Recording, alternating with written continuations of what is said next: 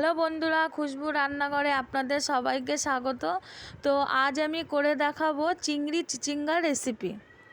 এখানে আমি চিচিঙ্গা কেটে রেখেছি। তো চিচিঙ্গাটা আমি লম্বা লম্বা করে কেটে মাঝখান থেকে আমি ফেলে নিয়েছি চিচিঙ্গাটা। আর এখানে আছে চিংড়ি মাছ কেটে ছাড়িয়ে রেখে দিয়েছি পরিষ্কার করে।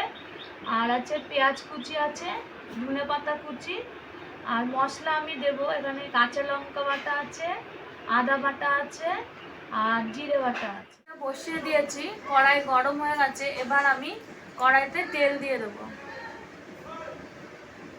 তো সবার আগে আমি চিংড়ি মাছটা ভেজে নেবো। তো তেলটা গরম হোক আগে। গরম হয়ে গেছে। এবার আমি যে চিংড়ি মাছগুলো কেটে রেখেছিলাম ওই চিংড়ি মাছগুলো আমি আগে ভেজে নেবো।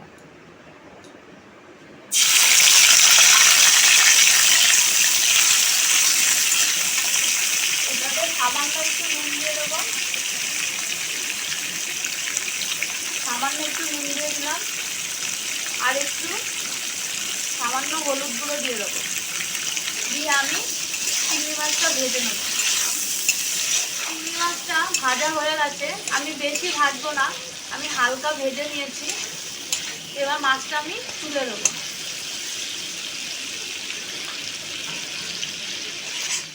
ভাজা তেল রয়েছে কড়াইতে, ওর ভেতরেই আমি আবার তেল দিয়ে দেবো। এবার তেলটা ভালো করে গরম করে নেবো। গরম হয়ে গেছে। এবার আমি যে পেঁয়াজটা কুচিয়ে রেখেছিলাম ওই পেঁয়াজ কুচিটা আমি তেলের ভেতরে দিয়ে দেবো।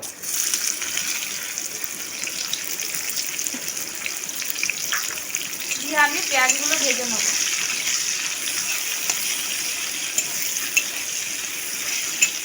ব্রাউন কালার চলে এসছে, আমি বেশি ভাজবো না। তো এর ভেতরে আমি এখন দেব 1 চামচ আদা বাটা, আর দেব 1 চামচ জিরে বাটা,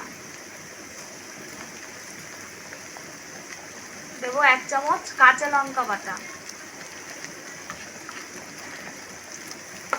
দিয়ে আমি ভালো করে নেড়ে নেব।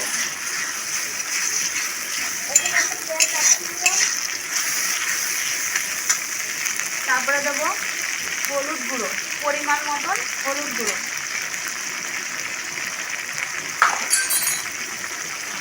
দেব পরিমাণ মতন নুন। দিয়ে ভালো করে মশলাটা আমি কষিয়ে নেব। মশলাটা কষানো হয়ে গেছে। এবার আমি কেটে রেখেছিলাম যে চিচিঙ্গাগুলো আমি একে একে কড়াইতে দিয়ে দেবো।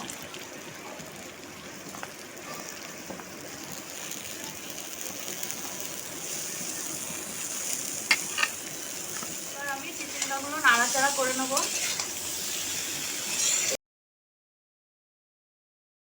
তো আমার চিচিঙ্গাটা কষানো হয়ে গেছে। এবার আমি সামান্য জল দিয়ে দেবো, কেন এটার থেকে জল বেরোয়, তাই আমি বেশি জল দেবো না, সামান্য জল দেবো। জল দিয়ে আমি ঢাকা দিয়ে দেবো। ঢাকাটা নামিয়ে নেব।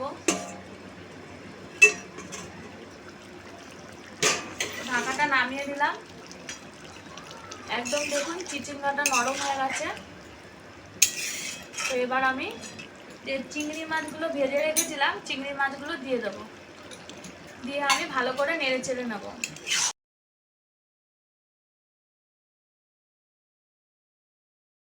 রান্নাটা পুরো আমার হয়ে গেছে, একদম চিচিঙ্গাগুলো পুরো সেদ্ধ হয়ে গেছে।